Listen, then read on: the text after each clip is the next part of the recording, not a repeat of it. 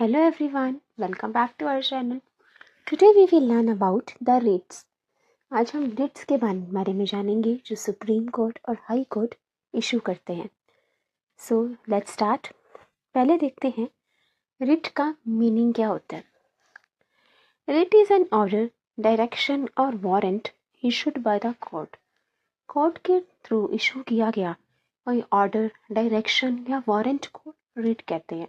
मतलब कोर्ट के थ्रू दिया गया कोई आदेश, अध्यादेश, उसको रिट कहा जाता है. इसे ऐसा भी कह सकते हैं कि कोर्ट की जैसे फाइनल वार्निंग है, जो रिट इशू हो गया तो उसको कोर्ट की फाइनल वार्निंग तो माननी पड़ेगी, तो उसको हम रिट कहते हैं. कोर्ट के द्वारा दिया गया कोई आदेश, अध्यादेश, निर्देश, ठीक है, डायरेक्शन, ऑर्डर और warrant by the court.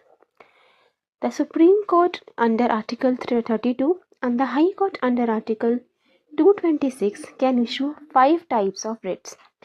Supreme Court Article 32 के अंडर और High Court Article 226 के अंडर 5 तरह के रिट्स इशू कर सकते हैं.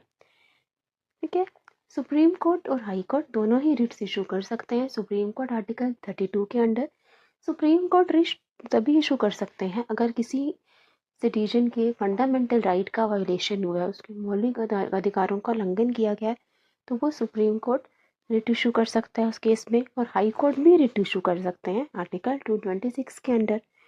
पर हाई कोर्ट फंडामेंटल राइट के अलावा कोई लीगल राइट के लिए भी रिट इशू कर सकते हैं. अगर किसी का लीगल राइट भी वायलेट हुआ है तो हाई कोर्ट जा सकता है, रिट पिटीशन फाइल कर सकता है. लेकिन सुप्रीम कोर्ट सिर्फ फंडामेंटल राइट के वायलेशन में ही रिट इशू कर सकते हैं.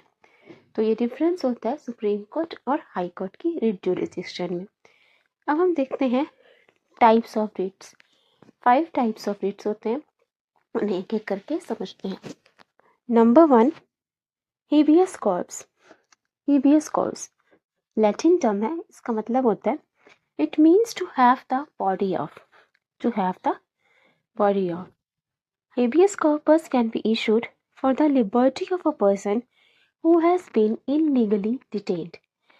मतलब अगर किसी को illegally डिटेन किया गया है, कैद करा हुआ है, तो उसकी आज़ादी के लिए, उसकी लिबर्टी, उसकी स्वतंत्रता के लिए हेबियस कॉर्पस की रिट इशू की जाती है. हेबियस कॉर्पस का मतलब होता है to have the body of. मतलब जिसको डिटेन किया गया है उसको कोर्ट के सामने पेश किया जाए. उस कोर्ट के सामने उस इंसान को बुलाया जाता है जिसको डिटेन किया गया है. ये चेक करा जाता है कि कहीं इसका डिटेंशन जो इसको रखा हुआ है कस्टडी में, कहीं वो इलीगल तो नहीं है. ठीक है, तो वैलिडिटी ऑफ डिटेंशन चेक करने के लिए हेबियस कॉर्पस